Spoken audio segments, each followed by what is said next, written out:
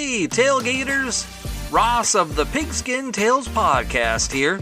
Feel that summer heat? It's not just the sun, it's the thrill of upcoming college football season, stoking the coals.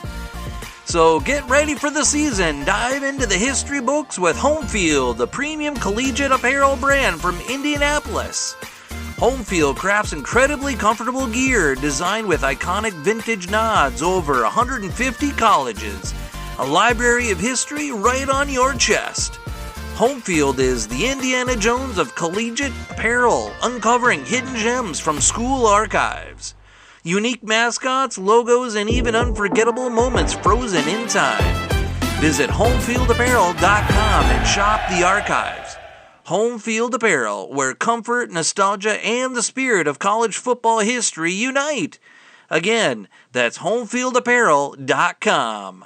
It's very elementary to us now, but when a fumbled football goes out of bounds, it becomes dead as soon as it goes out of bounds. But this wasn't always the case. Timothy P. Brown of Football Archaeology joins us to tell us about when fumbles were live out of bounds. Tim has a story and a scoop coming up in just a moment.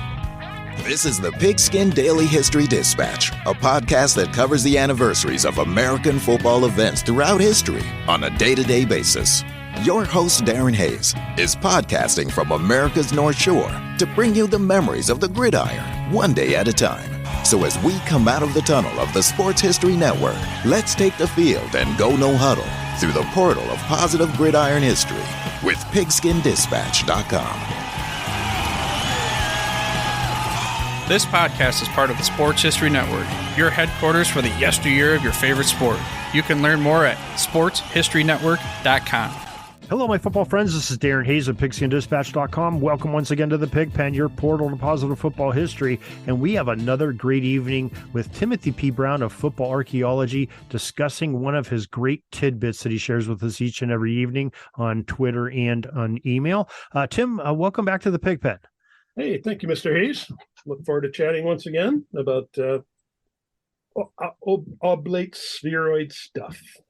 Wow, we're getting into the geometry of the game a little bit. That's right. Well, I got an A in high school geometry. Did you really? Well, I believe you did, because this topic that you have tonight has a little bit of the geometry of the ball involved with it. I'm sure.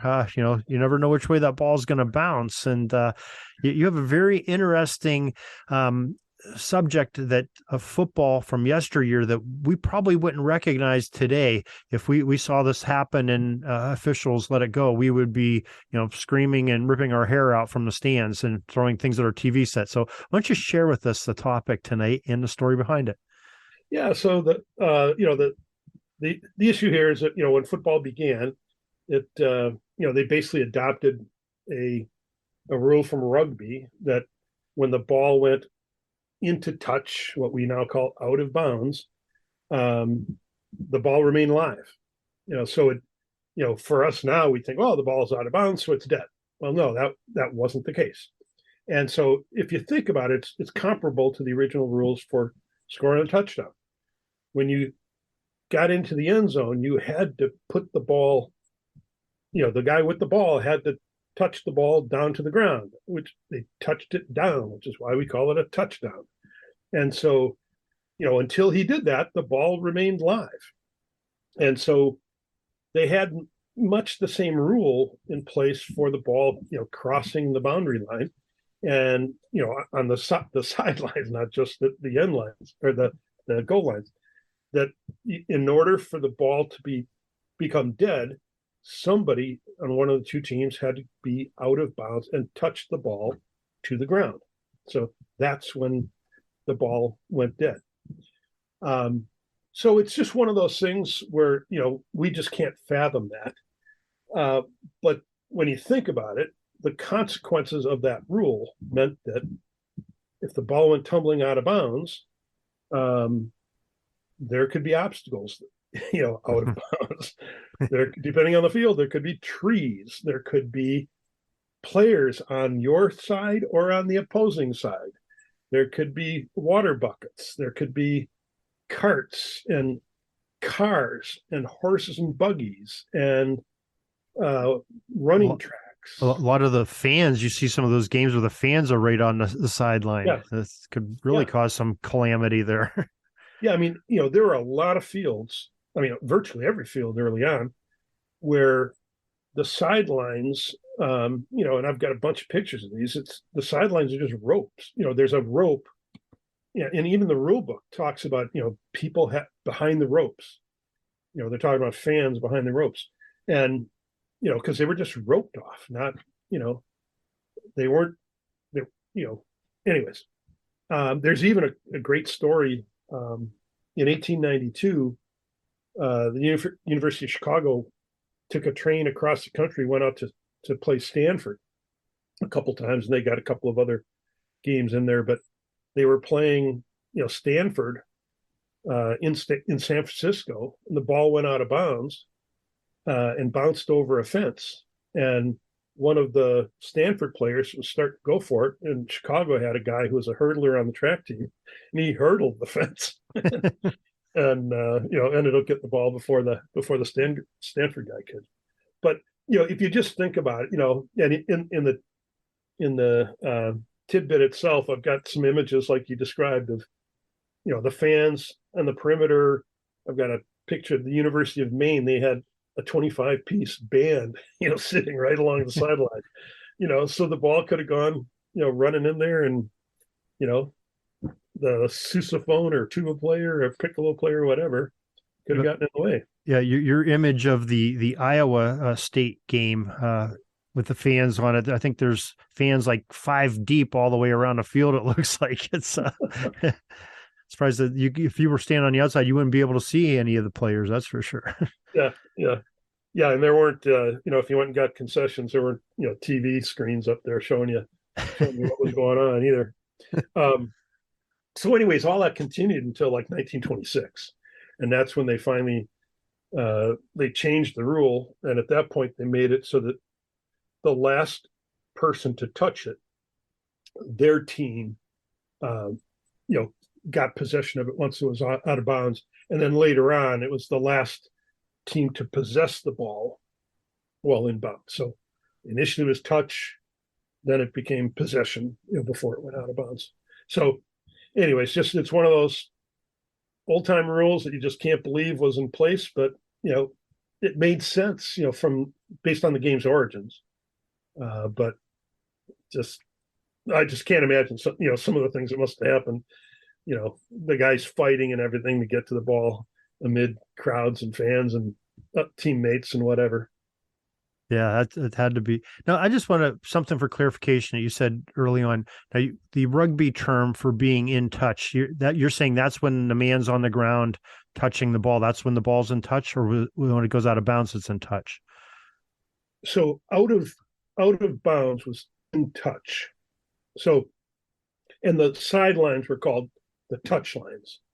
Okay.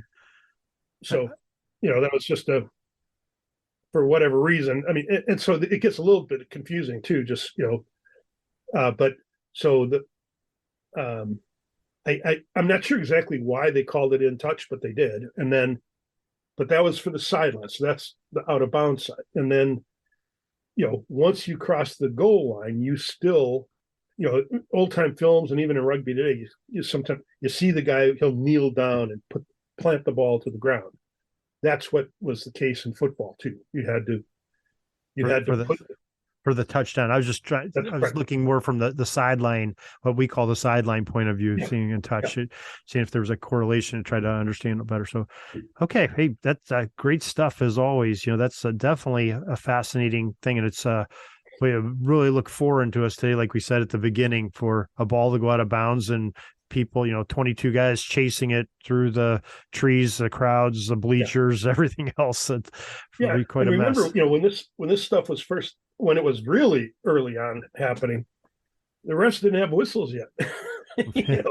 So it was all just they were fighting in there, and somehow they figured out who had the ball. Yeah. Oh, officiating nightmare. Thank God I didn't officiate back then. So that's rude. Well, Tim, that is some great stuff as always. And your tidbits are coming out each and every day. tell us how to share those. And why don't you tell us also about your book, that's still on sales, the Hut Hut Hike, a little bit about that, where people can get that too. Yeah. So, you can, the easiest thing is subscribe, go to footballarchaeology.com, free process to subscribe, and that'll get you an email every night with the story. And again, you don't have to read it that night. You can read it 2 weeks later, whatever you want. But at least you have access to it. And if you want to read it, you've got it. Otherwise, follow me on Twitter. And then, the book is available. All three of my books are available on Amazon. So Hut Hut Hike, either search for that or search for Timothy P. Brown. There's a couple of Timothy P. Browns, but I'm the only one that writes books on football. So you should be able to find me. And it, in particular, if you're somebody, if you've got a Kindle Unlimited plan, you can read it for free. So, it's just like streaming anything else, nowadays it's available. So of course I'm more than happy to sell you a paper copy, which is, Yeah, that's great to have too. It's a great reference, especially Hike and when football became football are great reference points I use all the time to look up things, and people have questions or I have questions. It's a excellent source. So very well done, and very well done tonight. We thank you for your time and sharing your knowledge, Tim, and we'll talk to you again next Tuesday. Hey, look forward to it. See you in a week. We're taking a peek over at the chains and the down marker. It's 4th and long. We're going to have to punt the ball and get on out of here, but we'll have another series tomorrow for your football history headlines, so be sure to tune in. We invite you to check out our website, pigskindispatch.com, not only to see the daily football history, but to experience positive football with our many articles on the good people of the game, as well as our own football comic strip, Cleat Marks Comics. Pigskindispatch.com is also on social media outlets, Facebook, Twitter, Instagram, and don't forget the Pigskin Dispatch YouTube channel to get all of your positive football news and history. Special thanks to the talents of Mike and Gene Monroe, as well as Jason Neff for letting us use their music during our podcast.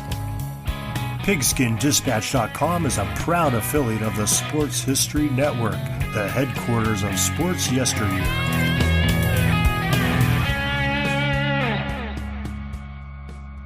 Hey there, sports history fan. This is Arnie Chapman, aka the Football History Dude, and I wanted to thank you for stopping by to listen to another episode here on the Sports History Network. Our podcasters are passionate about uncovering and sharing sports stories from yesteryear. And if you didn't know it already, we have over 30 shows across the network covering all sorts of sports history topics. In fact, here's a glimpse into one of our awesome podcasts here on the network. Each week, the official Football Learning Academy podcast will take you deep into the history of pro football through interviews with players, coaches, or administrators in the NFL, as well as interviews with Pro Football Hall of Fame selectors, authors, and historians. You'll learn how the game evolved and important moments that shaped the sport into what it is today. And don't miss the Pro Football History Nugget of the Week. Listen to the official Football Learning Academy podcast on the Sports History Network. How about that? I bet you're super hyped to go listen to that new podcast, right? Well, to learn about this show and all the other podcasts on the network, head over to sportshistorynetwork.com/podcast. Again, that's sportshistorynetwork.com/podcast. Head over there today to find your next favorite sports history podcast.